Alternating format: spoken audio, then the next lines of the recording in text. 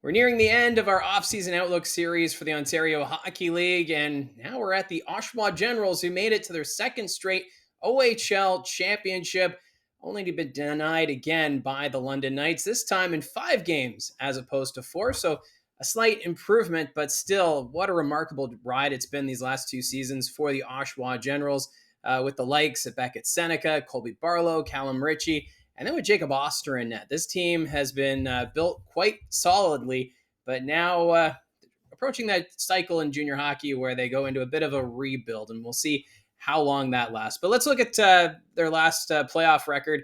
In the regular season, 41-21, 4-2 is their record, 88 points, and of course, losing the final, the London Knights. In 23-24, 89 points. So 1 point better last year when they won the East Division, but of course, this past season in a quite the race for top spot in the Eastern Conference. Last year, finishing in the OHL Final in 4 straight. That was a loss to the London Knights. Back in 22-23, 58 points to their credit. They held on to that final playoff spot in the East, only to be knocked out in the first round by the Ottawa 67s in 5 games. And then back in 2021-22, 67 points to their credit, but knocked out in the first round by the Kingston Frontenac. So 4 years ago, it was a team that was developing a core and looking to climb the standings. And then these last 2 seasons, their work really showing and paying off in strides as this team would go all in the last 2 seasons. Your top scorers from this past playoff, Luca Morelli. What a run he had, leading the team in scoring. 6 goals, 30 assists, good for 36 points. Luca Morelli was just a beast on the blue line and racking up those points with the offensive weapons up front. Second in scoring, Winnipeg Jets prospect Colby Barlow, 14 goals, 19 assists, 33 points. Beckett Seneca, the Anaheim Ducks prospect, 14 goals, 18 assists, 32 points. Owen Griffin, fourth in scoring, and what a breakout it was for him in the postseason. 16 goals, 13 assists, 29 points. Then there's Callum Ritchie. He's fifth in scoring in the playoffs, 9 goals, 16 assists, 25 points. Noah Powell, who they signed at the OHL trade deadline, 4 goals, 10 assists, 14 points. He made his presence known in that Eastern Conference Final against the Barrie Colts. And then seventh team scoring, Luca D'Amato, 3 goals, 9 assists, 12 points.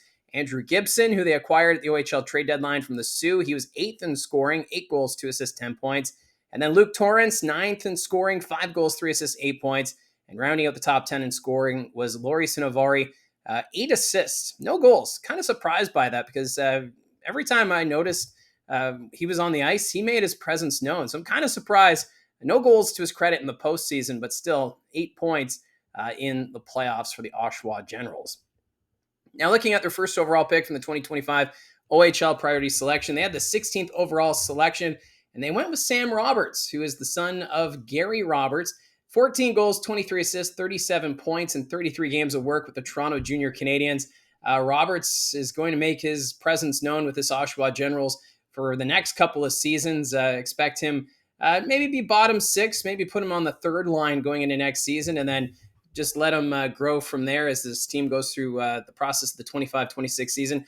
I wouldn't be surprised if he's on the second line by the end of next year. It's just that's the potential that Sam Roberts brings. Now, when you look at the overage candidates for next year, there's a few options here that I think are pretty good for this Oshawa team, starting off with Matthew Buckley. He's got an amazing one-timer, a great blast there at the point, especially on the power play. So he could be a potential overager next year for the Oshawa Generals. Ethan Martin, who they picked up from the Windsor Spitfires, brings that grit and sandpaper. He's another candidate as an OA. Now, they do have quite a few NHL prospects that are 2005 born, and for Noah Powell, he's one of them. He's a Philadelphia Flyers prospect, although he started last year with Ohio State, so not expecting Powell to be with the Oshawa Generals next year. Callum Ritchie and the New York Islanders prospect, he's signed. I would expect him to be probably playing for Bridgeport next year. Maybe he cracks the lineup with the New York Islanders. Colby Barlow, he's the Winnipeg Jets prospect, also signed. Expect him to join the Manitoba Moose next year. There's that off chance maybe he gets sent back to junior. I kind of doubt it just with the play we saw from him this year.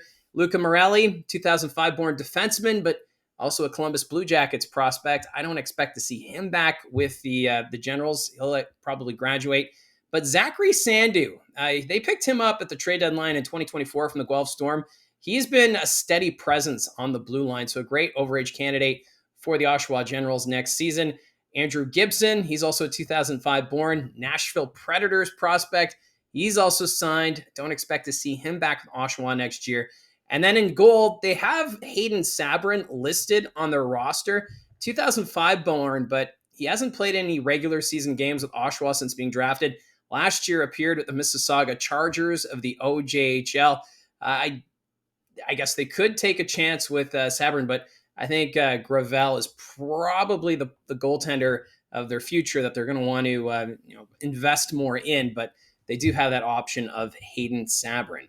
So for next year, this Oshawa Generals team has been impressive this last 2 seasons, going off to the OHL Final.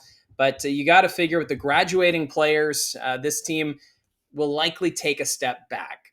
I think with the way the roster looks as of today, they look like they should be a playoff team. But if they're going to sell off, will it be a similar sell off to what we saw with the Peterborough Petes after their championship run in 2000 or in 2024, where they were in a playoff spot, they sold off at the deadline, and then of course fell to the bottom of the standings. And that was a plan.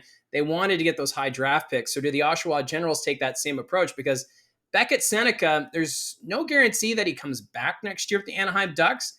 But if he does, just think of how much they could get back for a player of Beckett Seneca's stature. He could really help this team in their development as they try to be a contender in the next couple of seasons once again. So this is a team that has some work to do. And of course, these last 2 seasons, they went all in. So their draft cupboard also very bare. So if you look at 2026, after the first round, they won't pick again until the 6th round. In 2027, they have a 7th round pick. 2028, they have a 4th. So this is a team that needs to recoup some draft picks, and you'll only get that if you start to trade away those veteran players as early as next season.